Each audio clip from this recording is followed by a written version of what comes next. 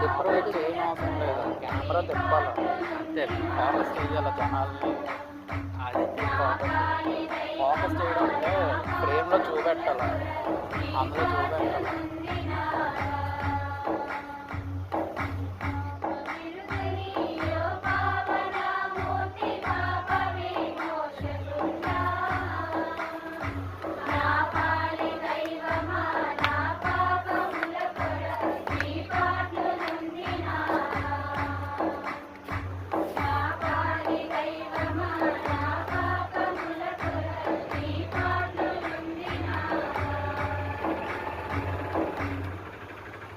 దేవుడికి స్తోత్రం కలిగిన గాక. ఈ మొదటి మాటను ధ్యానం చేయడానికి మన మధ్యలో సిస్టర్ ఉన్నారు, మెయిన్ చర్చ్. వారు వచ్చి పిల్లల ఈ మొదటి మాటను ధ్యానం చేస్తారు.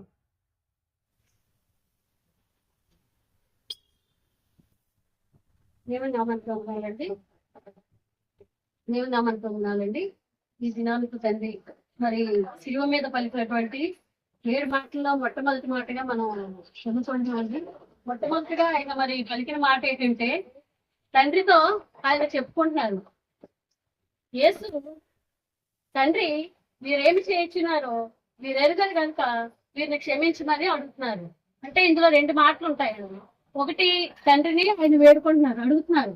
అంటే ఆయన దేవుడి తర్వాత అయితే ముందు మనిషిగా వచ్చి మన శ్రమల కోసం, మనం చేసినటువంటి పాపాల గురించి, మనం చేసినటువంటి పొరపాట్ల గురించి ఆయన శ్రమ పొంది అనేకమైనటువంటి బాధలు అనుభవించి అయితే ఆ శిలువ మీద ప్రాణం విడిచినప్పుడు ఆయనతో తండ్రితో చెప్పుకుంటారు. మొట్టమొదటి మాటగా, నన్ను తండ్రి వీరేమి చేయించున్నారో వీరు ఎదురు కనుక నేను క్షమించాను. అంటే ఎవరు?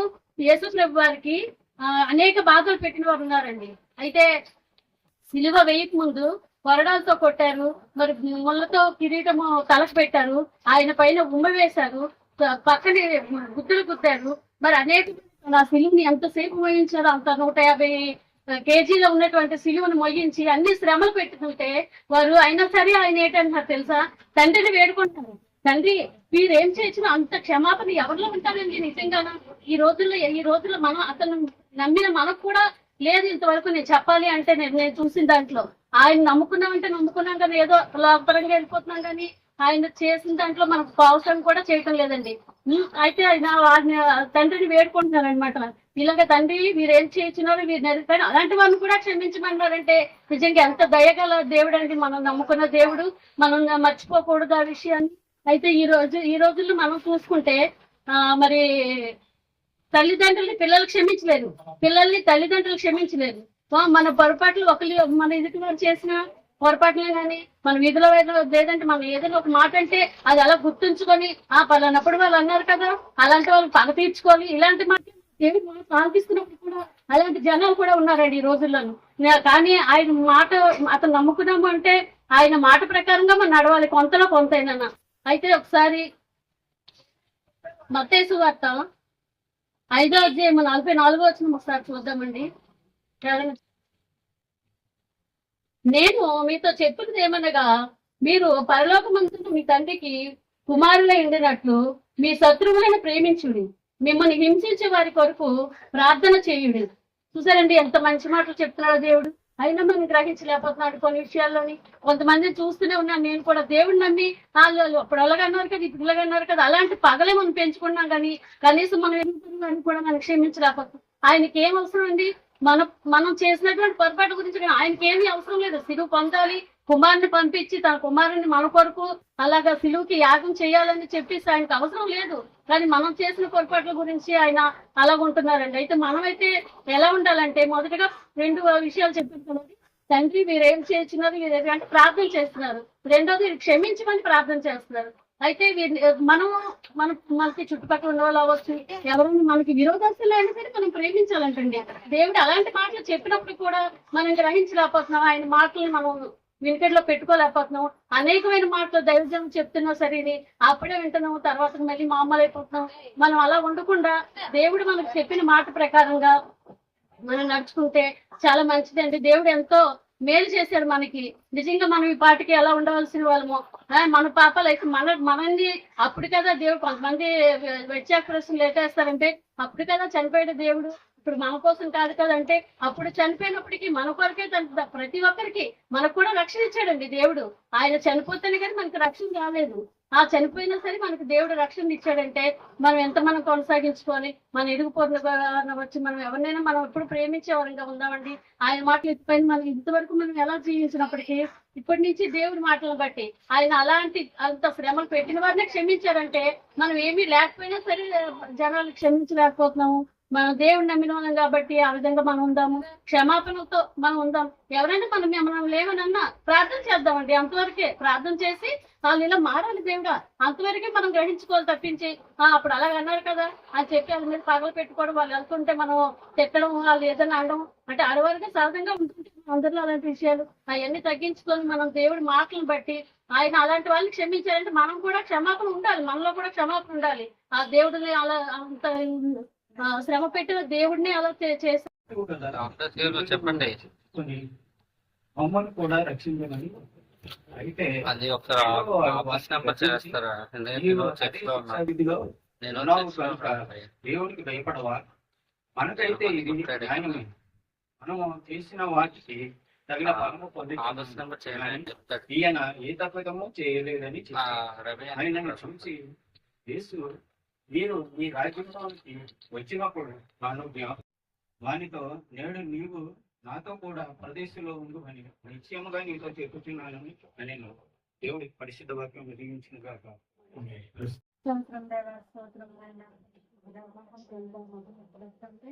మీ నామానికి వేలాది వందనాన్ని పాదాలు కనిపించండి తండ్రి. నేను సిలువ వేసిన జన్మ ప్రభా, సిలువలో నేను వేలాడుతున్న 7 మాటలు పలికిన మాటలు ప్రభు, మేము హృదయంలో భద్రపరుచుకునే భాగ్యం మాకు దయచేయండి తండ్రి. ఆ మాటతో వస్తుంది తండ్రి వివరించడానికి నన్ను నీ బిడ్డనని అభిషేకించమని నాయన వచ్చిన ప్రతి ఒక్క బిడ్డతో మీరు మాట్లాడి చేస్తున్నాం ప్రార్థన వేడుకుంచి నాని పరమ తండ్రి. వాక్యం చదవండి, కష్టంగా చదవండి.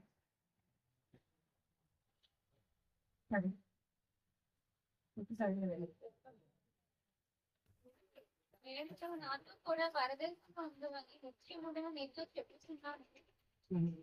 అంటే విశ్రయించాను ఇక్కడ బాబాని ఇటువైపు అటువైపు తిరిగి వేసాడమ్మా ప్రభు. కానీ అయితే వారు ఎటువంటి దొంగలు అంటే అన్ని కూడా దొంగలు. వారు బరబ్బతోనే బరబ్బతోనే స్నేహం చేసి తిరుగుతున్న బిడ్డలని. అయితే ఒకసారి అడుగుతారు ప్రభువుని, ప్రభువా నాయన ఉస్కరత యోధ తీసుకెళ్ళి బతుకుడి చేస్తేనే చేయగలుపు, అప్పుడు మీరు అతని వ్యక్తి అతని తెలివితేటలు మన శక్తి సరిపోతుంది, రోమే సైకిల్ అంతం చేయొచ్చు అని చెప్పి మాట్లాడతాడు దినాన్ని. అయితే యేసు ప్రభు అంటారు, అవసరమైతే నీకోసం నేను చనిపోతానే కానీ నీతో నేను చేయగలను ఖచ్చితంగా చెప్తాను ప్రభు అని చెప్తే అప్పుడు ఆ మాట ఎక్కడ కనిపిస్తుందంటే ప్రభువుని సిలువ వేయమని బరబ్బాని విడిపించమని కేకలు వేస్తారు చూడండి. యూదులంతనా అక్కడ ఆయనది తెలియపరచబడింది అనమాట. అప్పుడు అతను అంటాడు ఒకసారి, బరబ్బా అనే మాట నిజంగా బోధకుడు అనే మాట నాతోని ఒక దినాన్ని చెప్పాడు, నీతో కోసం అవసరమైతే నీకోసం నా ప్రాణం ఇస్తానని. అయినా ఇప్పుడు నా ప్రాణం నా కోసం నన్ను రక్షించి ఆయన ప్రాణం నా కోసం బడిపెట్టాడని ఎంతగానో ఏడుస్తాడు, ఎంతగానో కుమిలితాడమ్మా. ప్రభు ప్రభు ప్రభు అని కేకలు వేసుకొని వస్తాడు ఆయన కోసం. అయినా సరే అప్పటికే ప్రభు సిలువ వేయబడి ఉంటాయి.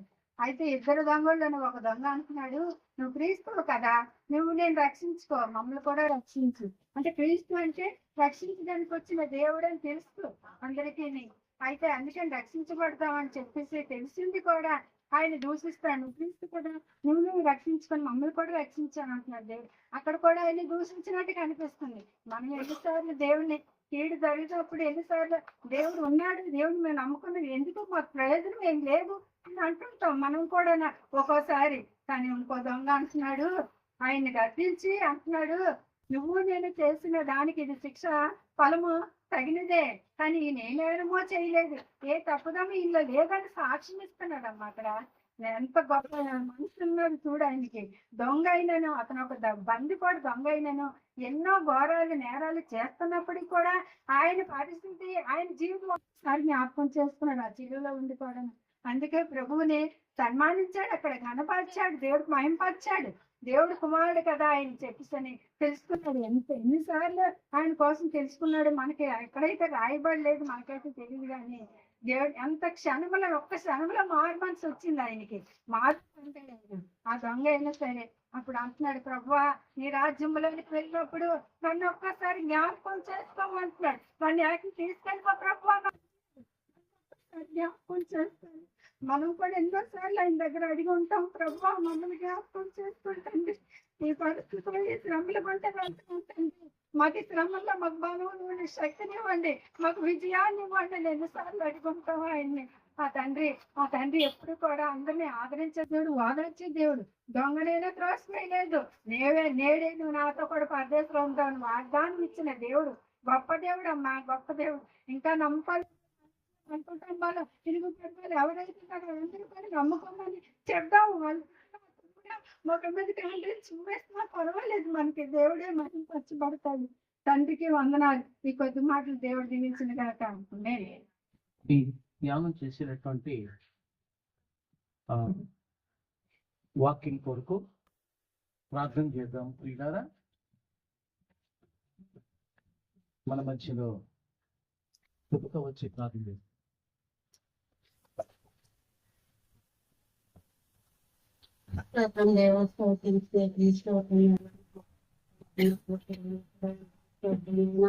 అయ్యా తండ్రి కృపగల దేవ, ప్రేమల దేవ,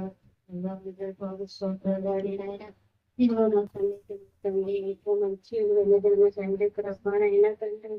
అయ్యా తండ్రి నా కోసం తండ్రి, అయ్యా తండ్రి హక్కుతో జ్ఞానాన్ని మాకు దయచేయమని అడుగుతున్నాం ప్రభు. అయ్యా తర్వాత మాటలు కూడా తండ్రి ధ్యానించడం కూడా దీనికి ఆశీర్వదించండి ప్రభు. వాళ్ళకి తండ్రి ఆత్మతో నింపి ప్రభు తండ్రి నైనా మాట్లాడడానికి మీరు సహాయం దయచేస్తారు నమ్మకం కనుక మరి మా ప్రభావం మీరు ఒకసారి పొందుకున్నాను. ఏ చూపిస్తున్నావు వారిని నేర్పించున్నావు తండ్రి.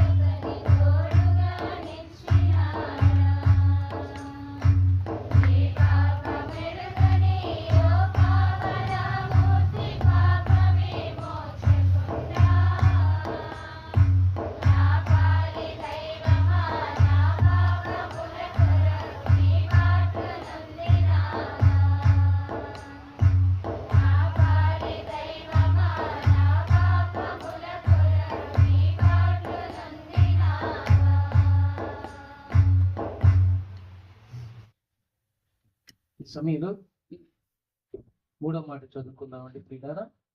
యోహాను సువార్త 19వ అధ్యాయము చదువుకుందాం ప్రియులారా. మన మధ్యలో సార్ రోజా వచ్చి ఈ వాక్య భాగాన్ని చదవలసిందిగా మనం చేస్తున్నాను. అలాగే ఈ మాటను ధ్యానం చేయడానికి సిస్టర్ దేబోరా సిద్ధంగా ఉండాలని మనం చేస్తున్నాము. యోహాను సువార్త 19వ అధ్యాయం 26. తన తల్లియు తాను ప్రేమించిన శిష్యుడైన దగ్గర నిలిచుండ చూచి, అమ్మా ఇదిగో నీ కుమారుడు అని తన తల్లితో చెప్పను. తరువాత శిష్యుని చూచి, ఇదిగో నీ తల్లి అని చెప్పను. ఆ గడియ నుండి ఆ శిష్యుడు ఆమెకు తన ఇంట చేర్చుకుని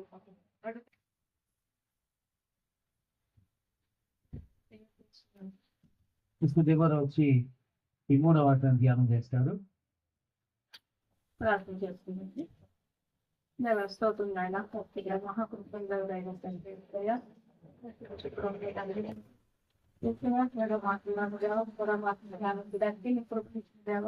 నీకు అందరాలు చెల్లిస్తున్నాను తండ్రి. మేమైతే తండ్రి చెప్పడం వేస్తే అయ్యా తండ్రి నీవు నీ బలము శక్తిని దేవ మీ ధైర్యాన్ని అనుగ్రహాన్ని మాకు దయచేసి దేవ. అయ్యా మాట్లాడాలి తండ్రి నాయన, మేము మాట్లాడేదేవా మాతోటి మా అందరితో దేవ తండ్రి నువ్వు మాట్లాడడానికి సహాయం దయచేయాలి. ఏ శక్తి పరిశుద్ధనామములో మీకు నేను కడిపెట్టుకుంటున్నాను తండ్రి.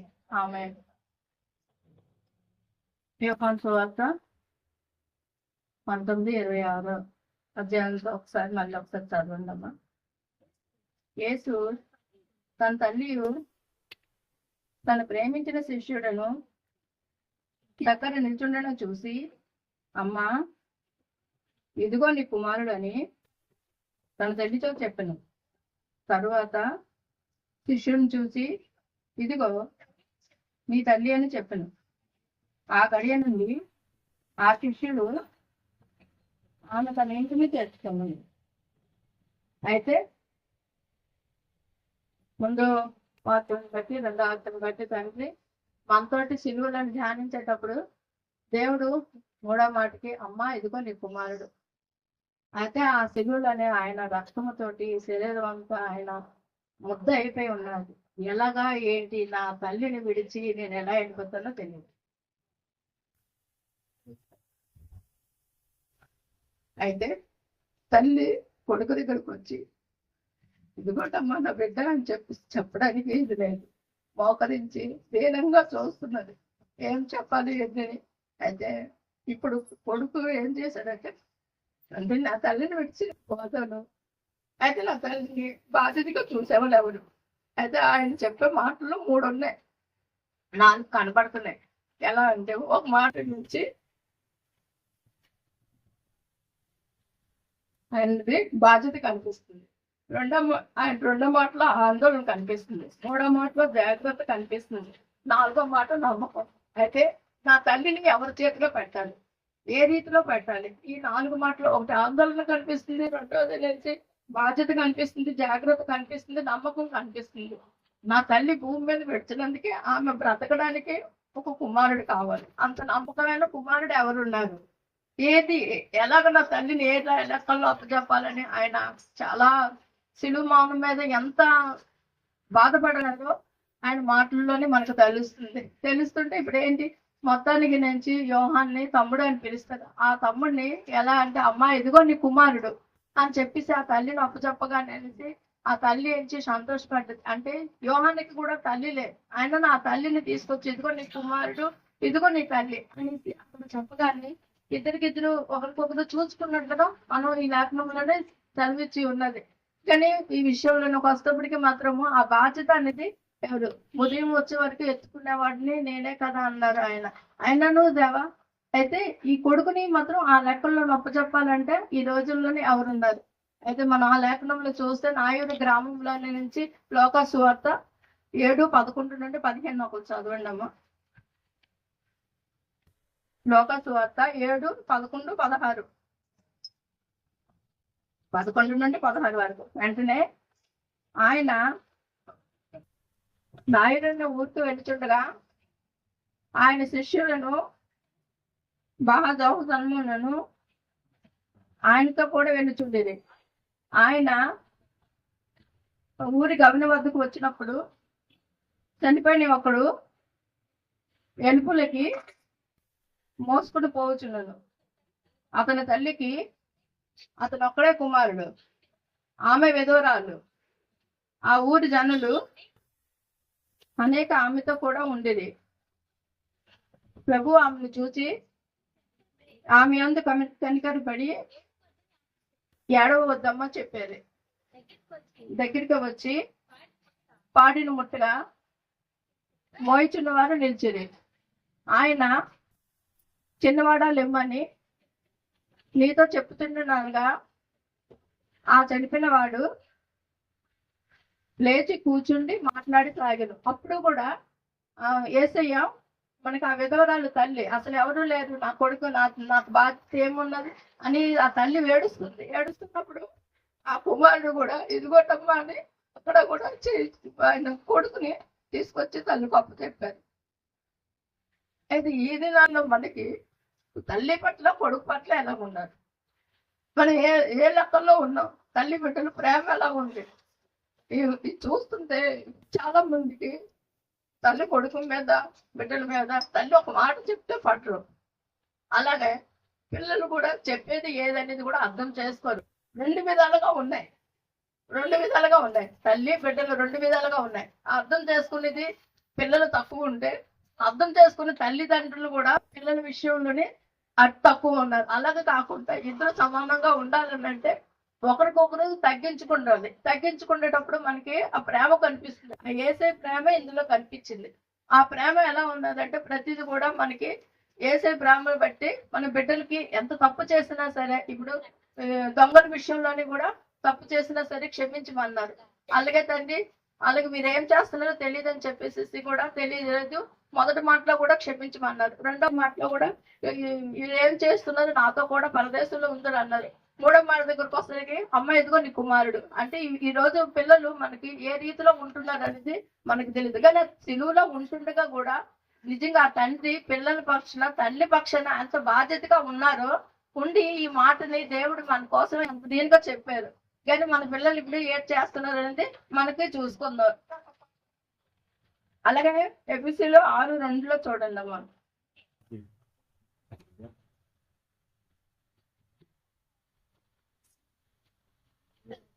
నీకు మేలు కలుగునట్లుగా పిల్లలు తండ్రి విషయంలో ఎలా ఉండాలో పిల్లలు ఏ రీతిలో ఉంటే పిల్లలకి ఎలా జరుగుతుంది అనేది.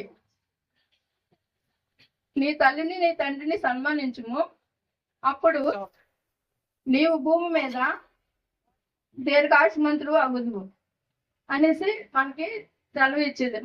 మనం పిల్లలు మన తల్లిదండ్రుల పట్ల ఎలా ఉండాలి, ఎలా ఉంటే ఏముంటది. ఈ రోజు తల్లికి ఏదో అత్తే కాదు, అలాగనిసి తండ్రి ఇదే కాదు, ఎవరైనా సరే మనం పెద్దలకు మర్యాద ఇచ్చి మనం ఎంతగా తగ్గించుంటామో ఈ రోజు పిల్లలు అంత దీర్ఘ ఆయుష్మంతులుగా అవుతారు. నిజంగా సిలువలో యేసు మానులోనే ఆయన సిలువలో నా మాట చెప్పడమే ఎంతో గర్వకారణమైనది. మనం తెలుసుకోలేము ఆయన చెప్పిన మాటల్లోనే. అలాగే హెబ్రీయులు 17 చదువమ్మా, 13-17.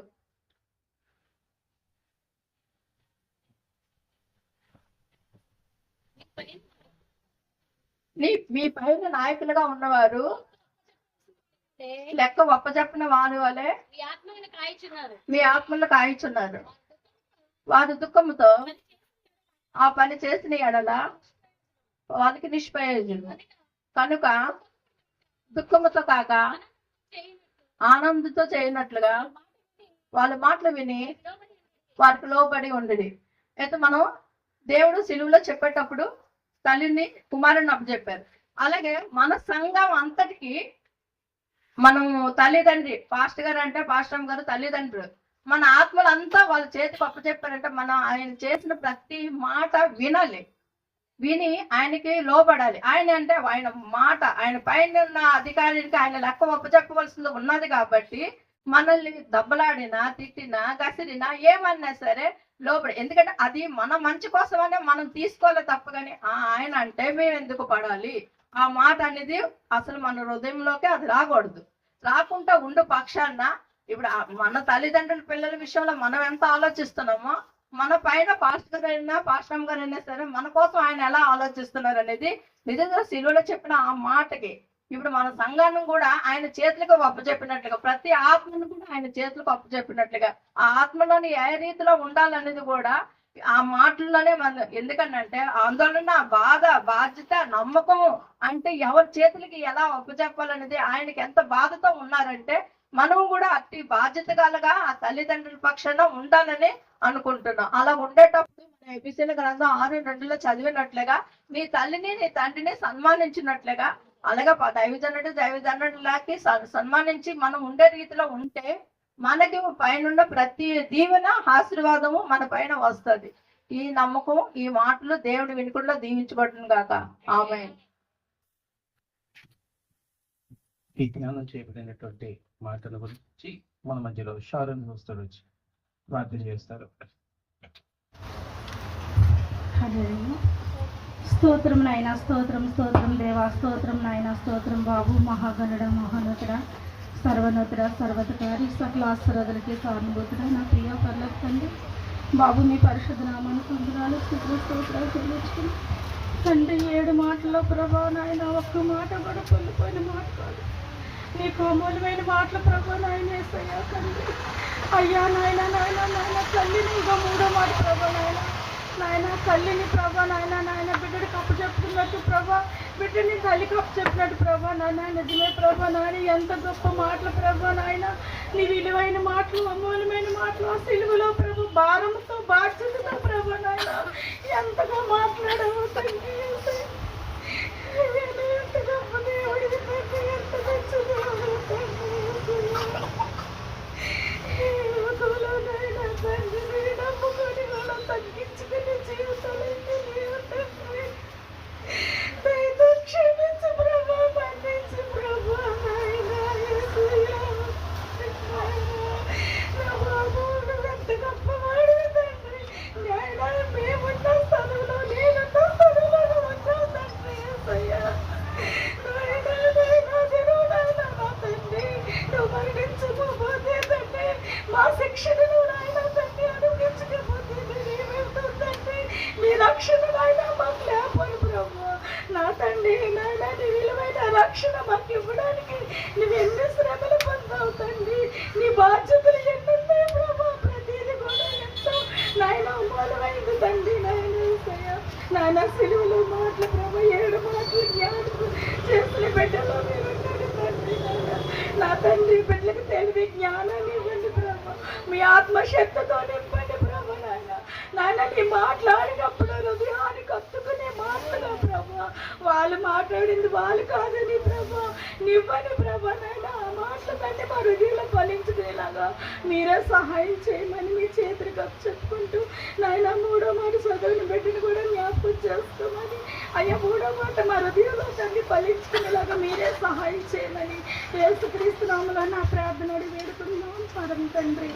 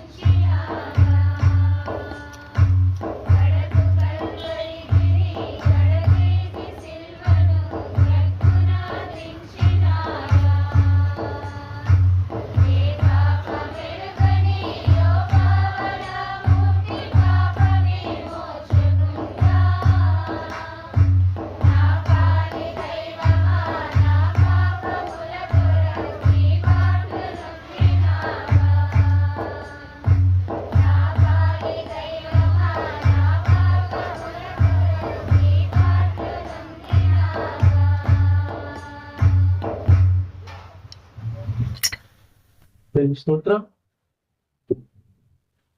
ఈ సమయంలో 4వ మాట చదువుకుందాం ప్రియులారా. మార్కు సువార్త 15వ అధ్యాయము 34వ వచనం.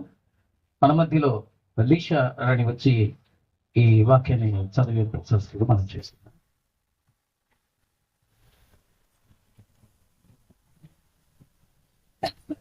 మార్కు సువార్త 15వ అధ్యాయం 3 గంటలకు యేసు ఏలోయి ఏలోయి లామా సబక్తాని అని బిగ్గరగా కేకవేశాడు. ఆ మాటకు నా దేవా నన్నెందుకు చేయి విడిచితివని అర్థము. దేవుని పరిశుభ్ర దేవి స్తోత్రం. హల్లెలూయా. ఇలారా మరి ఈ 4వ మాట ఎవరైనా ధ్యానం చేస్తారా? Anybody else? ఎవరైనా ధ్యానం చేసేవాళ్ళు ఉన్నారా? కొన్ని రోజులుగా మీరు ధ్యానం చేయండి అని చెప్పి చెప్తా ఉంటున్నాను. ధ్యానం చేయడం చాలా ముఖ్యం. నాకు తెలియదు, నాకు రాదు అని అంటే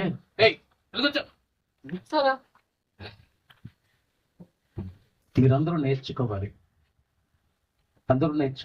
యాక్చువల్లీ ప్రీవియస్ అయితే ఇదివరకైతే బయట ఎవరు అవుతుంది పిలిచి ఆ చర్చలో 7 మాటలు ధ్యానం ఉంది బాబు, 1 మాట ధ్యానం చేయండి అని చెప్పేసి పిలిచేవాడు. ఇప్పుడైతే మిమ్మల్ని పిలిచి ఈ బాధ్యత మీకు అప్పగిస్తున్నాను. 4వ మాట ధ్యానం చేయడానికి ఎవరు కూడా లేరు. ఏలోయి ఏలోయి లామా సబక్తాని. ఈ మాట అర్థం తెలుసుకోవాలి. ఈ మాట ఏ భాష కూడా మనం తెలుసుకోవాలి. దేవుడి స్తోత్రం కలుగును గాక. ఈ మాట పిల్లారా ఏలోయి ఏలోయి లామా సబక్త అంటే యేసు ప్రభు వారు నా దేవా నా దేవా, ఏలోయి ఏలోయి, నా దేవా నా దేవా, లామా సబక్త సబక్తాని అని చెప్పేసి అడుగుతున్నారు. నా చెయ్యి ఎందుకు విడిచిపెట్టితివి? ఈ మాట హీబ్రూ పదవులో కూడా ఉంటుంది. ఎక్కువగా యేసు ప్రభు వారు బాబు గాలి చదివే గాలి బాగా పీగేస్తుంది కదా, ఫ్యాన్ కోసం ఇప్పుడు మనం ఏమి ఇబ్బంది పడవసరం లేదు. మా ఫ్రీగా ఉంది కదా, బాగా వెయిట్ లేదు కదా, ఉందా? మాట ఎక్కువగా యేసు ప్రభు వారు మరి 2 భాషలు మాట్లాడారు. ఎక్కువగాను గ్రీక్ మాట్లాడారు. తర్వాత అక్కడ ఎక్కువగా భాష అంటే అంటే సామాన్యమైన ప్రజలు ఎక్కువగా ఏ భాష మాట్లాడేవారు అంటే అరామిక్ మాట్లాడేవారు అనమాట. ఆ భాషలో ఈ మాట పలుకుతున్నారు. ఏమిటి ఆ మాట అంటే, నా దేవా నా దేవా, నా చెయ్యి ఎందుకు విడిచేటివి, ఎలా విడిచేటివి అని చెప్పేసి అర్థం వస్తుంది అనమాట. ఏమిటండి దీని అర్థం? ఏమిటి దీని అర్థం అంటే, పిల్లరా ఈ చీకటి లోకములో అంటే పాపము ఏలుబడి చేస్తున్నటువంటి లోకములోనికి తండ్రి అయినటువంటి దేవుడు ఆయన పంపించాడు. పంపించినప్పుడు పిల్లరా ఆయన మనిషిగా వచ్చాడు కనుక మనిషిగా దేవుని యొక్క సహాయము అవసరం లేకుండా, దేవుని సహాయం లేకుండా ఎవ్వరు బ్రతకలేరు. కనుక దేవుని యొక్క సహాయం, వాళ్ళు ఎంత సేవకులు అవ్వచ్చు, ఎంతటి గొప్పవాళ్ళు అవ్వచ్చు, ధనికులు అవ్వచ్చు, తెలివైన వారు కావచ్చు, జ్ఞానవంతులు కావచ్చు, బట్ దే నీడ్ గాడ్. వాళ్ళకి దేవుడు అవసరం, దేవుడు కావాలి. ఈయన మనిషి రూపంలో మనిషిగా ఈ లోకాన్ని జన్మించాడే కానీ ఆయన కూడాను ప్రియులారా 33.5 సంవత్సరాలు 30 సంవత్సరాల వయసప్పుడు బాప్తిజం పొందాడు. బాప్తిజం పొందిన ఆయన పరిశుద్ధాత్మను ఎందుకు పొందాడు? ఆయనకి పరిశుద్ధాత్మ అవసరం లేదు కదండి, ఆయన దేవుడి కదా. ఆయనకి పరిశుద్ధాత్మ అవసరమా?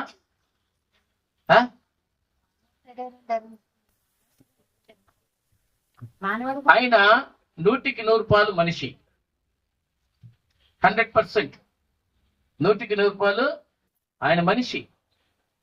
ఎందుకంటే మనిషికి ఉన్న లక్షణాలు ఆయనలో కనబడుతున్నాయి. ఆకలి వేస్తే భోంచేశాడు, ఆకలి వేస్తే భోంచేశాడు. మనుషులందరూ బాధపడినట్లే ఆయన బాధపడ్డాడు, కన్నీరు కారుస్తున్నాడు. అర్థమైందండి? సో ఆయన నిద్రపోతున్నాడు. మనిషికి ఎలాగ నిద్ర అవసరమో ఆయన కూడా నిద్రపోతున్నాడు. అంటే మనిషి తాలూకా లక్షణాలన్నీ కూడాను ఆయన దగ్గర ఉన్నాయి. ఆయన మనిషి. సో ఈ శరీరం అందున్నాడు కనుక ఈ శరీరం వేరు, ఆత్మ వేరు. భక్తుడైన పౌలు గారు శరీరం ఆత్మకిని, ఆత్మ శరీరానికి ఒకదానికొకటి వ్యతిరేకంగా ఉంటాయట. శరీరం ఒకవేళ ఆత్మ నడుద్దామని అంటే శరీరం నడవనివ్వదు, ఆత్మ మాట విందామని అంటే శరీరం విననివ్వదు, ఆత్మ లోపడదామని అంటే శరీరము లోపడనివ్వదు.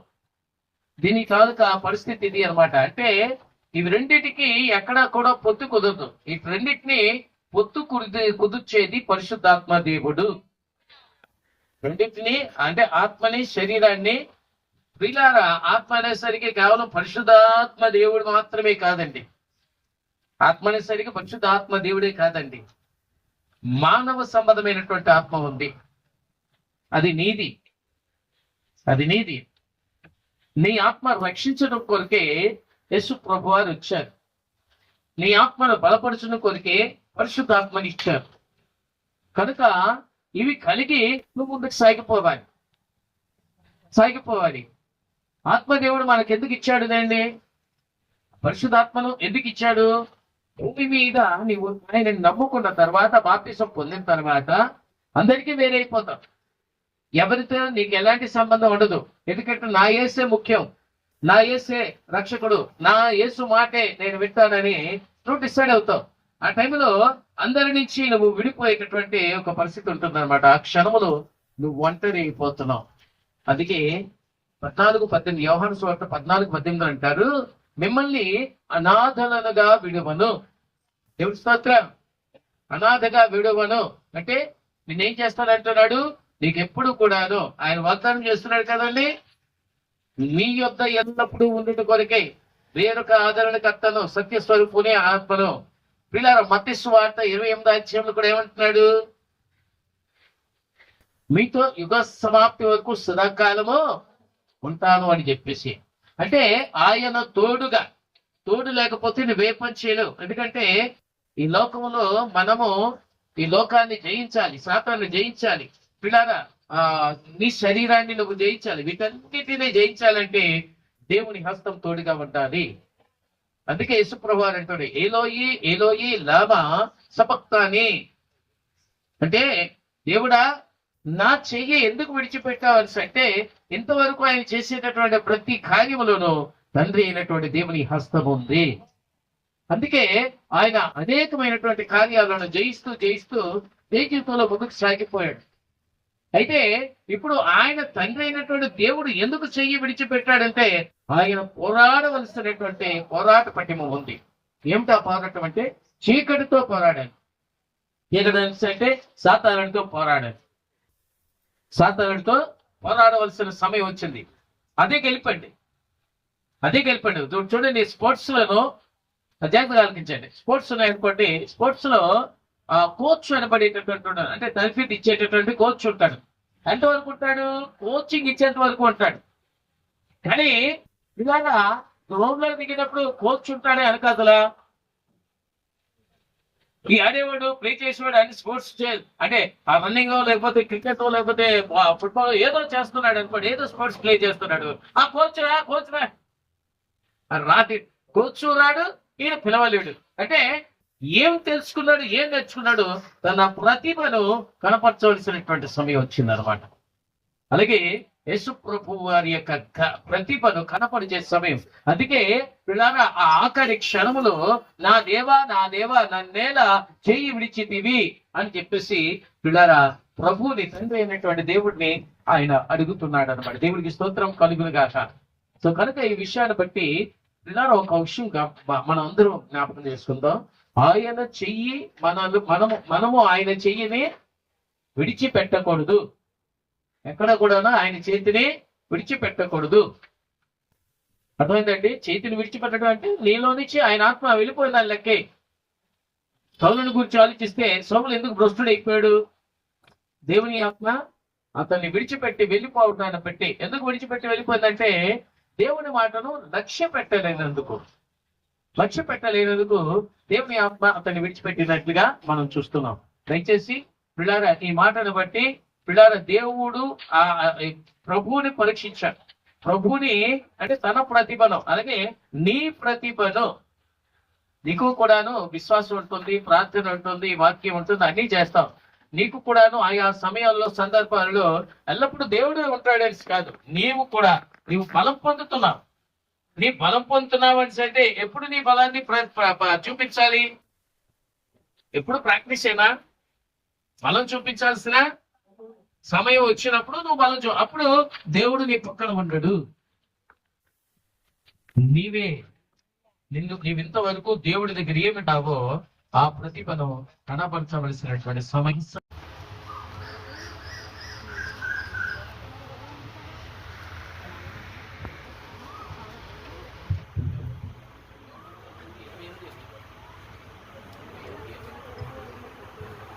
తర్వాత సమస్తమును అప్పటికి సమాప్తమైనదని యేసు ఎరిగి, లేఖనము నెరవేరినట్లు నేను తప్పుకొనిచున్నానని చిరకతో నిండి ఉన్న ఒక పాత్ర అక్కడ పెట్టి ఉన్నది. కనుక వారి యొక్క స్పాంజి చిరకతో నింపి ఇష్యోపు పుడకకు తగిలించి ఆయన నోటికి అందించి. ఈ మాటని మన మధ్యలో పాస్టర్ గారు వచ్చి ధ్యానం చేస్తారు.